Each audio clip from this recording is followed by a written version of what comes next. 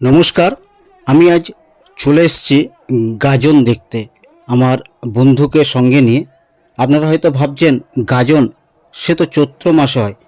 আপনারা ঠিকই ভাবছেন, কিন্তু সাধারণত চৈত্র সংক্রান্তিতে গাজনের প্রথা চালু থাকলেও বাঁকুড়ার বেলিয়াতোড়ের ধর্মরাজের গাজন অনুষ্ঠিত হয় ভরা বর্ষায়, আষাঢ়ী পূর্ণিমায়, উল্টো রথের পরে, বৃষ্টির আবাহন ও ফসলের প্রার্থনায় আয়োজিত প্রায় ৩০০ বছরের প্রাচীন এই উৎসবটি সম্পূর্ণ স্বতন্ত্র ঘরানার।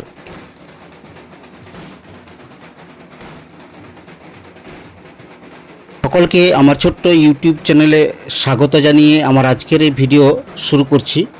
আমার আজকের ভিডিওর বিষয় হলো বেলিয়াতোড়ের বাবা ধর্মরাজের গাজন। তো এই ধর্মরাজের গাজন সম্বন্ধে সমস্ত তথ্য জানিয়ে আমি আমার এই ভিডিওটি তৈরি করছি। তো ধর্মরাজের গাজন সম্বন্ধে সমস্ত তথ্য জানতে হলে আমার এই ভিডিওটি শেষ পর্যন্ত দেখুন।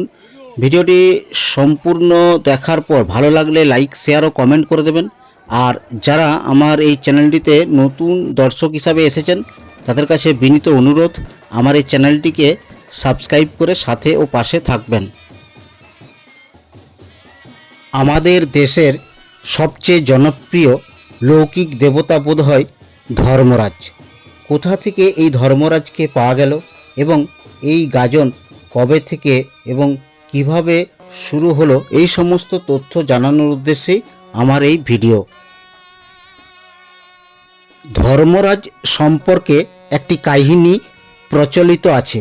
কথিত আছে অতীতে সঞ্জয় পালের সন্তান ধর্মদাস পাল ব্যবসার কাজে রানীগঞ্জ গিয়েছিলেন।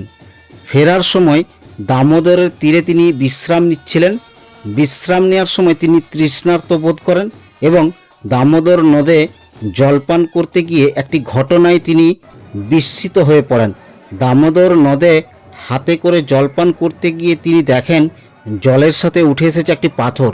সেই পাথর ফেলে দিয়ে আবার জলপান করতে গিয়ে দেখেন সেই পাথরটি আবার তার হাতে উঠে এসেছে। জলপান করতে গিয়ে বারংবার এই ঘটনায় তিনি অত্যন্ত চিন্তিত হয়ে পড়েন। অবশেষে তিনি সাত পাঁচ না ভেবে সেই পাথরটিকে বাটখারা বানানোর জন্য বাড়িতে নিয়ে আসেন। পরবর্তীকালে সেই পাথর দিয়ে ওজন করতে গিয়ে দেখেন বিভিন্ন সময়ে ওজনের তারতম্য হচ্ছে। উক্ত কারণে উনি ওই পাথরটিকে নুনের বস্তাতে রেখে দেন। কিন্তু সেই রাতে ধর্মরাজ ধর্মদাসকে স্বপ্ন দেন তিনি যেন তাকে প্রতিষ্ঠা করা হয়।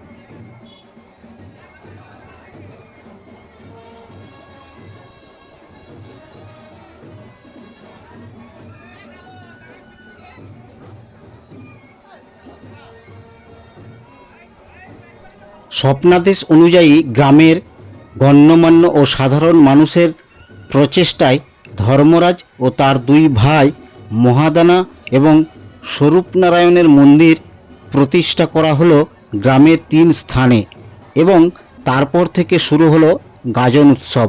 গাজন কিংবা মেলা হলো মিলনের উৎসব। সেই জন্য বড় ভাই ধর্মরাজের কাছে দুই ভাই গাজনের 3 দিন মিলিত হয়।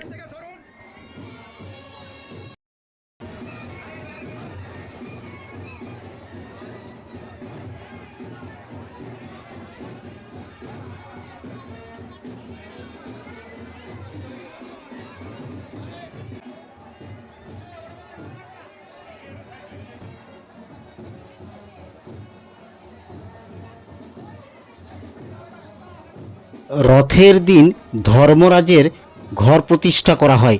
ওই দিন থেকে উৎসব বা গাজনের বাজনা বেজে ওঠে। গাজনের আগে বাবা ধর্মরাজের প্রতীক হিসাবে পাঠ কিংবা শাল বের করা হয়। কথিত আছে রানী রঞ্জাবতী মনস্কামনা পূরণের উদ্দেশ্যে পাঠ বা শালের উপর ভর করে কঠোর কৃচ্ছ সাধন করেন এবং তার মনোবাঞ্ছা পূর্ণ হয়। ধর্মরাজ গাজনের পাঠটি 3 থেকে 3.5 ফুট লম্বা হয় এবং এতে অজস্র পেরেক পোতা থাকে এবং পাঠের সামনে একটি ত্রিশূল পোতা থাকে। পাঠের গায়ে পোতা পেরেকগুলো এক একটি বছরের ইঙ্গিত করে। ধর্মরাজের মেলা বেশ কয়েকদিন ধরে চললেও ধর্মরাজের মূল গাজন 3 দিন হয়।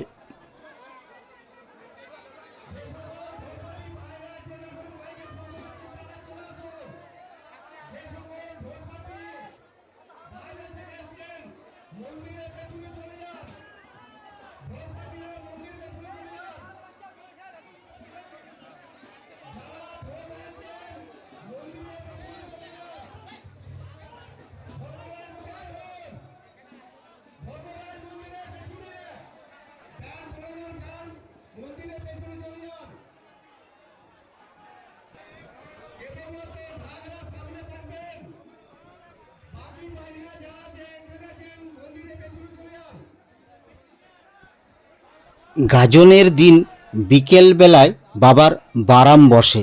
বারাম শব্দটি বিশ্রাম শব্দ থেকে এসেছে। বারাম অর্থ বাবার আরাম। বাবার আরাম সম্পূর্ণ হলে মন্দির থেকে বেরিয়ে মুক্তাঙ্গনে বসেন এবং সমস্ত শ্রেণীর ভক্তদের পুজো গ্রহণ করেন।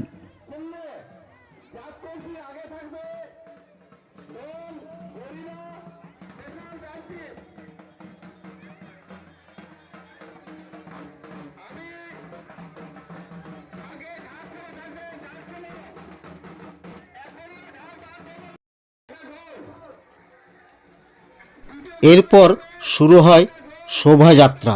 ঢাক ঢোল তাসা সহযোগে শোভাযাত্রার সামনে থাকে পাঠ বা শাল। এরপরই থাকে জাত কলসি। গাজনের সময় কোনো জাতিভেদ থাকে না, তারই প্রমাণস্বরূপ এই জাত কলসির ব্যবহার। এই কলসিতে সমস্ত জাতির ভক্তের পেট ছোঁয়ানো থাকে। এরপর অসংখ্য ভক্ত দর্শনার্থী পরিবেষ্টিত হয়ে প্রমাণ আকারের সুসজ্জিত কাঠের ঘোড়ায় অধিষ্ঠিত হয়ে স্বরূপনারায়ণ, মহাদানা এবং সবশেষে ধর্মরাজ ভক্তদের দড়ির টানে পৌঁছে যান নির্বাণ সায়রে তথা তাঁতিপুকুরে। ভক্তর দল স্নান করে, কেউ পুষ্পাঞ্জলি দিয়ে, কেউ বা দাঁড়িয়ে বা মাটিতে গড়িয়ে গড়িয়ে বাবার মন্দিরে আসেন।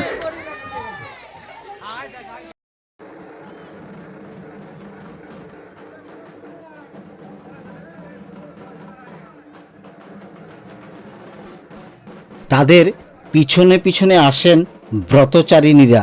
মাথায় থাকে জ্বলন্ত ধুনোর খোলা। রাতের দ্বীপ্রহরে শুরু হয় বানফোড়া। এই বানফোড়ার বিষয়টি বেশ চমকপ্রদ। বেলিয়াতোড়ের ধর্মরাজের গাজনে বিভিন্ন প্রকার বানের প্রচলন রয়েছে। এই বানফোড়ার শেষে বাজি পোড়ানো হয়।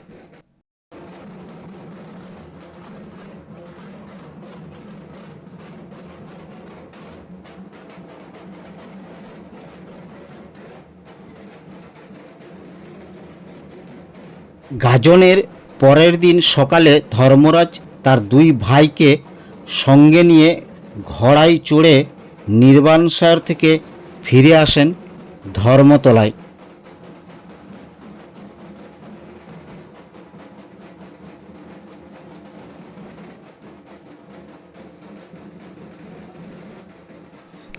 গাজনের পরের দিনে থাকে চড়ক পূজা। বহু বছর আগে গাজনের পরের দিন চড়ক ঘোরার একটি ব্যাপার ছিল, কিন্তু দুর্ঘটনার কারণে আর সেদিন চড়ক ঘোরে না। চড়কের পরের দিন ধর্মযজ্ঞ অনুষ্ঠিত হয়।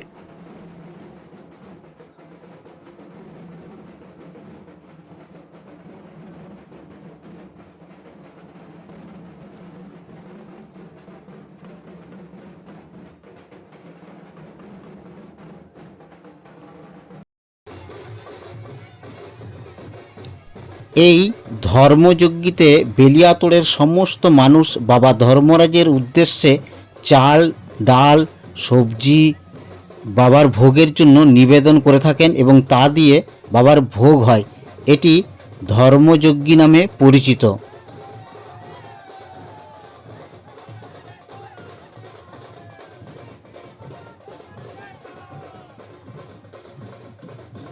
ধর্মরাজের গাজনের সঙ্গে কামলা জল, প্রদীপ উৎসর্গ, দণ্ডসেবা, রাজার ভেট, আগুন সন্ন্যাসীর মতন উপকথা জড়িত রয়েছে।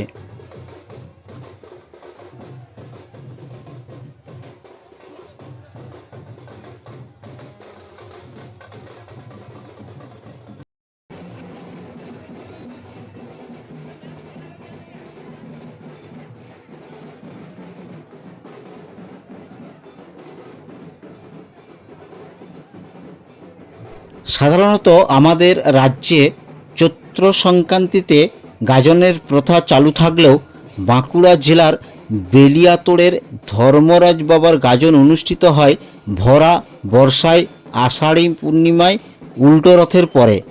বৃষ্টির আবাহন ও ফসলের প্রার্থনায় আয়োজিত প্রায় 300 বছরের প্রাচীন এই উৎসবটি সম্পূর্ণ স্বতন্ত্র ঘরানার।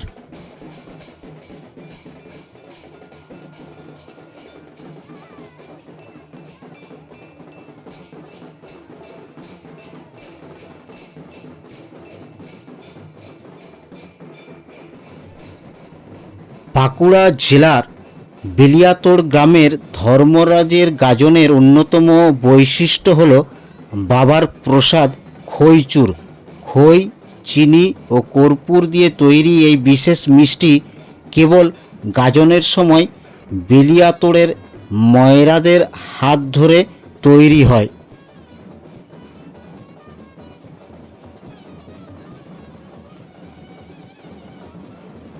আজ 29শে জুলাই বুধবার দিন ধর্মরাজের গাজনের শুভ সূচনা হলো।